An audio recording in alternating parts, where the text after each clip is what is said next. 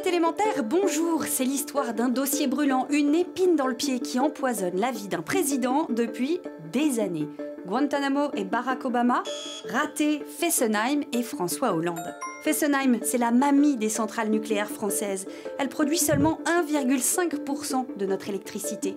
Construite en 1977, elle ne devait pas fêter ses 40 ans. Promis, lui président, elle fermerait avant la fin de son mandat, disait le candidat Hollande à ses électeurs et ses alliés écologistes. Une seule centrale fermera, une. Fessenheim. On me dit, mais pourquoi Fessenheim? Pourquoi? Trop vieille, construite en zone sismique très peuplée, à plusieurs mètres sous le niveau du canal du Rhin et ses risques d'inondation, assise sur la plus grande nappe phréatique d'Europe.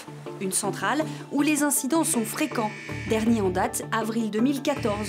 Le réacteur numéro 2 est d'ailleurs à l'arrêt. Fessenheim serait un danger public, une bombe à retardement pour toute l'Europe.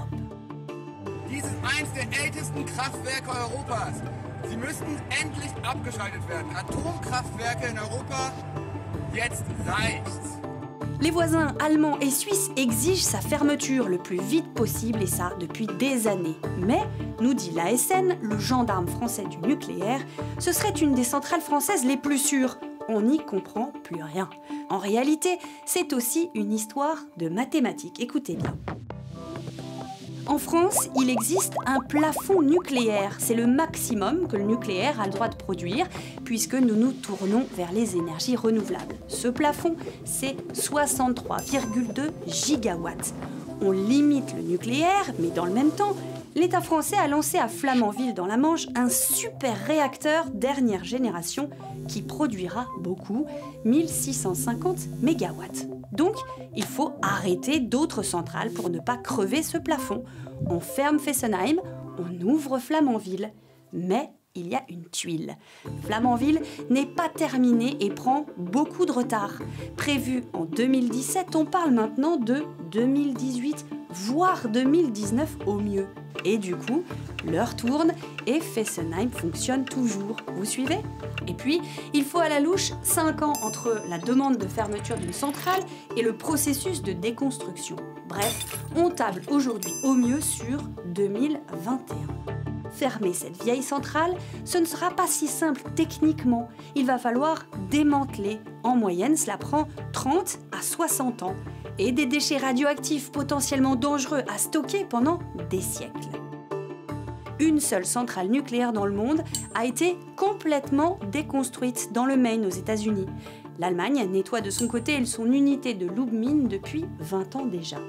En France, 10 réacteurs sont en cours de démantèlement, mais on n'a jamais entièrement déconstruit de centrale nucléaire haute puissance. Alors, difficile de dire combien cela va coûter.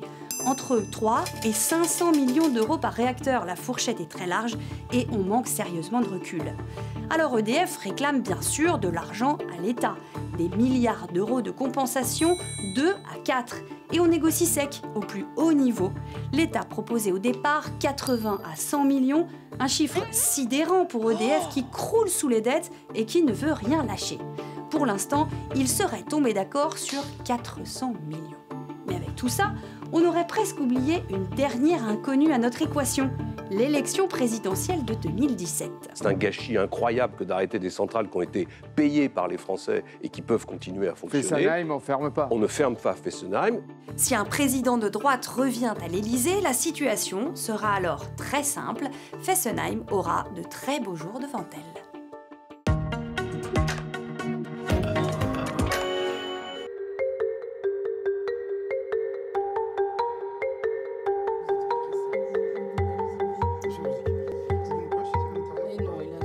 Corinne Lepage, pourquoi est-ce qu'on n'arrive pas à la fermer, cette centrale de Fessenheim? On n'arrive pas à fermer Fessenheim parce qu'en vérité, on ne veut pas la fermer. Le problème est qu'EDF ne veut pas de précédent parce que son objectif est de porter à 50 voire à 60 ans la durée de vie des centrales nucléaires en France. Donc s'il y en a une qui ferme à 40 ans, c'est une très mauvaise jurisprudence, si je puis dire, pour les suivantes. C'est le symbole de quoi alors, Fessenheim? C'est le symbole d'un bras de fer, de ce que j'ai appelé dans un bouquin l'état nucléaire, contre le reste de la société, c'est-à-dire que quoi que puissent penser nos concitoyens, quoi que puissent dire nos voisins, on n'y arrive pas parce que l'État nucléaire est plus fort que le reste. On aurait pu faire du démantèlement des centrales nucléaires un savoir-faire français. Il faut savoir qu'il y a 580 réacteurs dans le monde. Nous en possédons 10% du parc.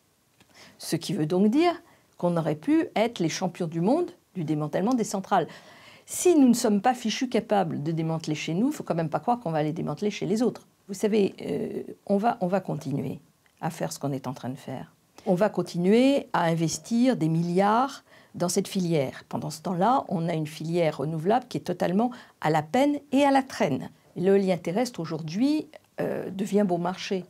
Il est à 6-7 centimes du kilowattheure. Le nucléaire ancien, chez nous, avant qu'on ne fasse tous les investissements qu'il faut faire, est de l'ordre de 5 centimes.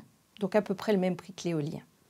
Le photovoltaïque est autour de 8 centimes chez nous, mais il faut savoir que des centrales dans des pays plus ensoleillés sont aujourd'hui à 3 centimes. Et le prix, par exemple, de l'EPR d'Hinkley Point ou de l'EPR de Flamanville, c'est autour de 12 centimes. C'est pas rentable.